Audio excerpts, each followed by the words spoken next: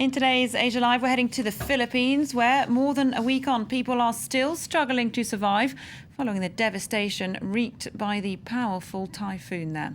Our correspondents have been reporting from one of the worst hit cities, Tacloban, and in the surrounding area, notably the town of Tolosa, 50 kilometres south of there. Well, in just a moment, we'll be getting more with France 24's Ismail Wolf. But first, here's a look at what he and his colleague Typhoon Haiyan have found in that zone. Look, here they are. This is Tacloban, 6 days after Typhoon Haiyan. The city is a tangled mess of ruins inhabited by survivors and corpses. Tacloban was one of the areas worst hit by the natural disaster that smashed through the central Philippines, leaving a trail of devastation.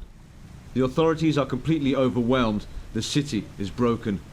A mass exodus has begun, and we are heading south towards the coastal cities still cut off from the outside world. Everything is scarce here: water, food, electricity, and of course, petrol. Do you have a good place in the queue? Whatever you've got, I'll take it. We don't receive any assistance, any single, from the Department of Health, from the local government, from all the government agencies concerned. But the president says it's under control. Why did he say that? Did the president say it is control? How do you think this kind of people is in control? They are not in control.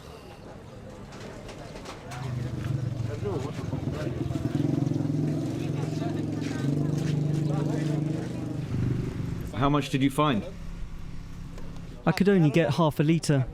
When you have nothing, you have to be resourceful and inventive, like finding distant family relations that might be able to help. Hundreds of convicts have taken advantage of the typhoon to escape, but here the bars remain locked. I was here. I was locked up like this. I really thought it was the end for me when I saw the water rising higher and higher. There are lootings in the region, and local police are struggling to keep control. They are taking risks even to kill people. They will do that as long as their family will be safe.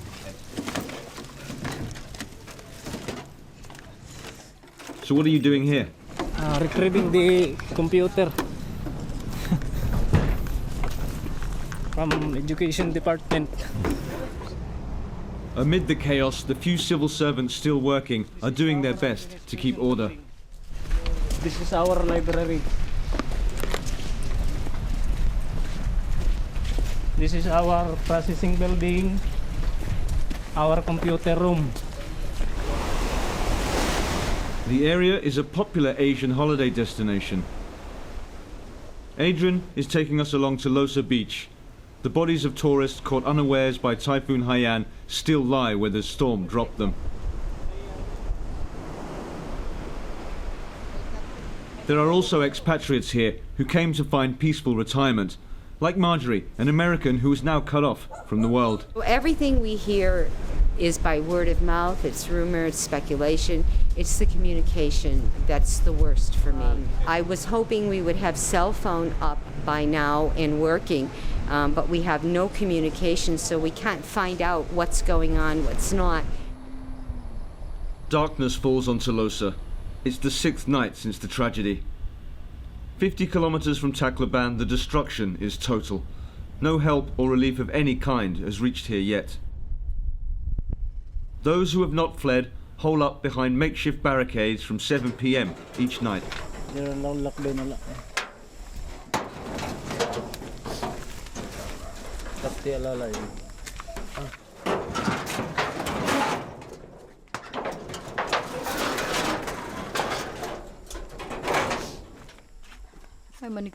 I'm scared. Don't worry, you're safe here.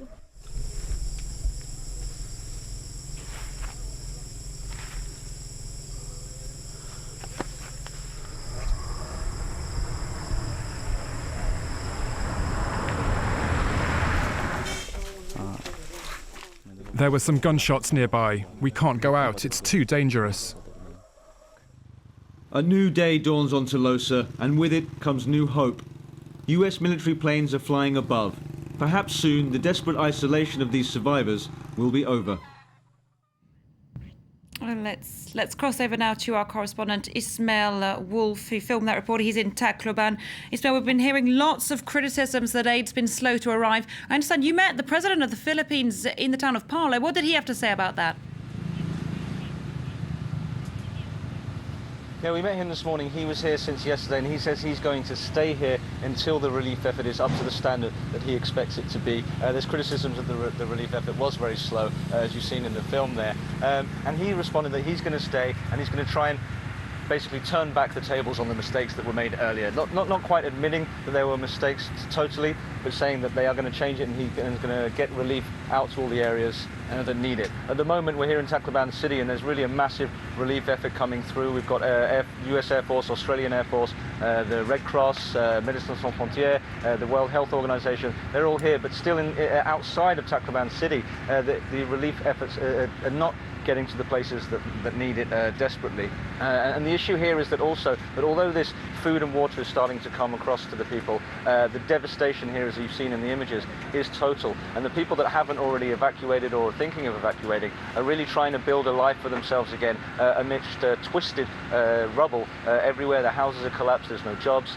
There's no electricity, there's no water. So really the story here is going to carry on for months, if not to the end of the year, until there's some semblance of normality can return to the people that have had everything washed away from them by the Typhoon Haiyan. So it's really a long-term tragedy, and not just the short-term relief that they need. They need help to move forward, to begin building their lives again. Absolutely. I'm afraid we will have to leave it there. Sorry about that. Ismail Wolf reporting there from Tacloban. That was today's Asia Live.